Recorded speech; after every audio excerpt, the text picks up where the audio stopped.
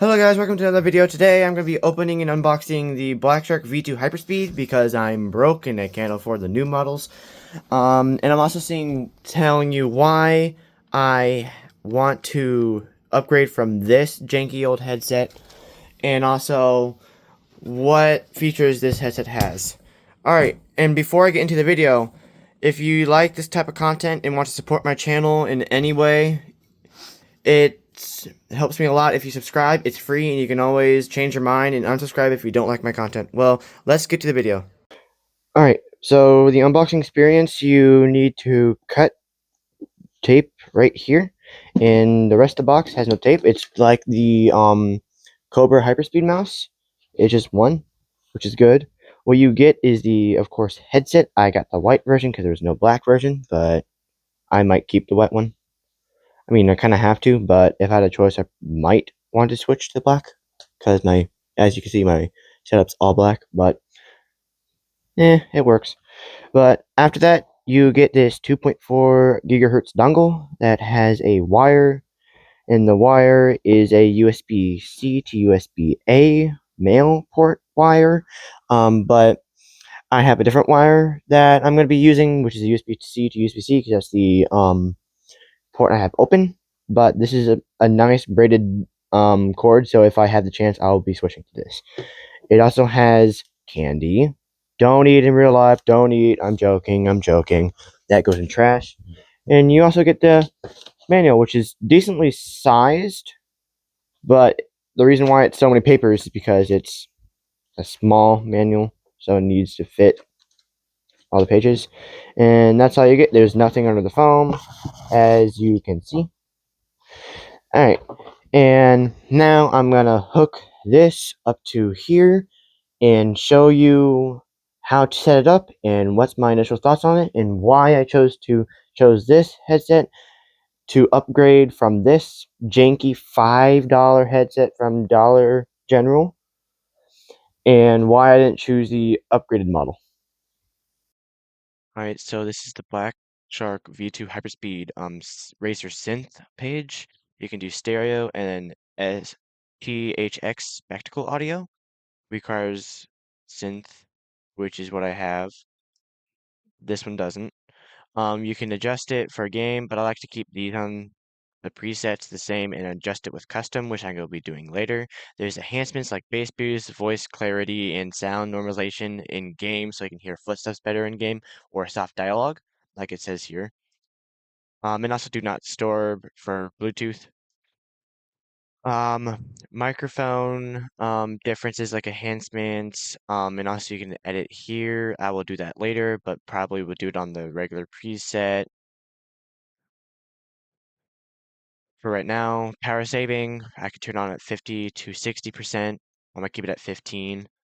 And then the two audio differences for the demos. All right, so I will get into a game and then I can see how it's better from this.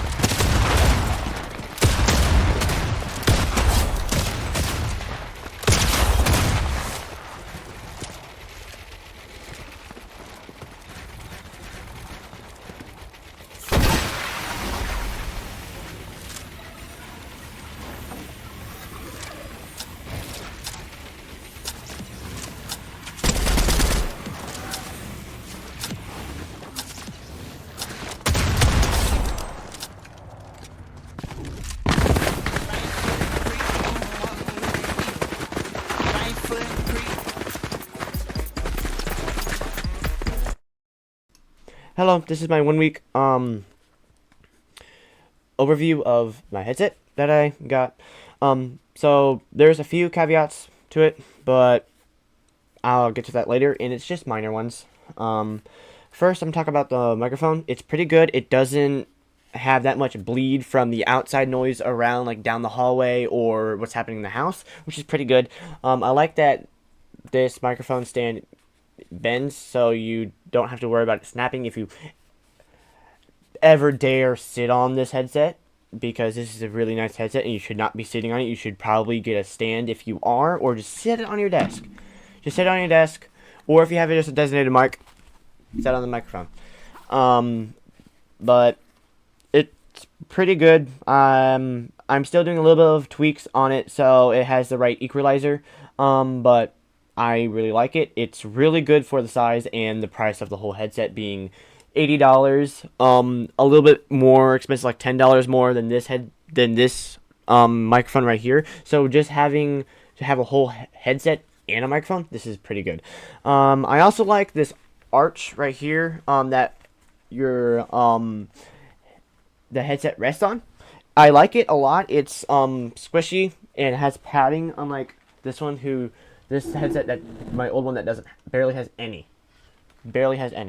I also like that the earmuffs are squishy, so people with glasses don't have to deal with the uncomfortable feeling of not having a headset that doesn't have enough of the padding like this one. It wasn't that bad, but it wasn't the greatest. I like that it's actually have big, like, audio speakers in here, so my whole ears can be wrapped with the headset cushioning, unlike this one, which didn't. I like that there's this. I like that the USB-C is indented in a little bit, so it's not as prone to dust. Even though you shouldn't have it on the ground, but if you do and you're a psycho, it will work for a bit. But I would recommend a stand or something to rest it on, like or just your table, like I said. I like the audio clarity of it. It's pretty good. I like this knob. The like bumps that you feel around the knob on the outside is really good, with the nice shining finish on the top. That looks like a record player spinning. It's really nice. And I like when you turn it, you feel these little bumps on it, like the tension and the little, like, clicks, but you can't hear anything. It's just like bumps, like when you use on a mouse and you feel like the little bumps when you scroll down. I really like that. That really reminds me of my Basilisk V3 Pro mouse. No, not Pro, just Basilisk V3 wired mouse that I had. That's a good thing. I really like that one. I like that scroll wheel better than this one, but I had to get a new mouse. It was too heavy, but I also really like this mouse. I can do a video for that if you want. Just let me know in the comments. But back to the headset. Oh no, it's a pretty good headset. The only caveats that I have is that there's this bar right here. The bar that holds the headsets. It's a little thin, in my opinion. So if you ever dare sit on it, it could bend.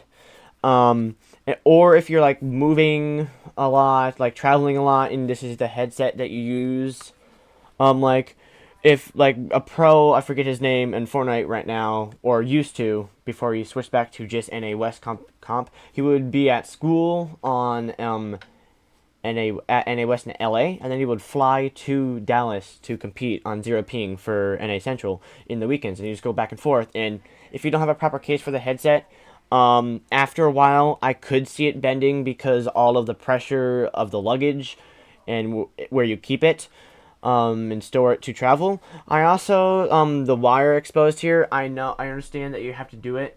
I never like those, because I just have this nick for what if this wire gets cut, what if and you can't do anything about it. What if it gets pulled? But it's really nice. It's braided, so it should be resisted. it should have resistance, but over the blackshark V3s, this is different, which I wouldn't mind trying out the blackshark V3. So if you also want that, you let me know in the comments. Also, it's this right here, when you bend it like this side to side, it is a little much in my opinion, but I don't think you should be doing this that much anyway. But that is something that's a heads up. You don't want to bend it too much because it feels like it's gonna snap. So that's another thing to look out for. But all in all, this is a very good headset. I enjoy it. It's a lot better than my other headset that's currently on the ground right now because I don't use it. And probably will never, unless this, God forbid, breaks before I get another one. But if I treat it well, it should last a while. The battery's also pretty good on this. 70 hours of battery, like I think I said. But overall, I really like this headset, and now let's do the outro. Alright, so I really enjoy this headset, like you heard. But if you enjoy this type of content, we're halfway to 100 subscribers as my goal, and it will really help me a ton if you can subscribe. It's free. It doesn't affect you in any way. You don't need to pay anything, but it helps me out and helps me grow so I can get monetized, which is my goal, so I can start earning money. I know it's a long way to go, like many views on shorts or public hours on long form videos, and also subscribers. I need to get 500, so that's quite a bit away. But it will help me out a ton if you subscribe, because every subscriber counts. And my goal is to get 100 subscribers by March, so I think we can do it, but time will tell. And also, sorry for not posting a lot lately, because I have robotics and other things going on in life. But once competitions are done in like 2 months, I should be able to post content more often, which is a plus. And also, if you want me to do a full setup breakdown and a setup tour and review, it will happen if this video gets 10 likes. It's not a lot, but for a small YouTuber, it means a lot for likes. Also, because it helps other people be able to see it. If you like it, it'll show the algorithm that my video is liked, and it will move on and recommend it for other people. But see you in the next video. Hope you have a good rest of your day, and peace.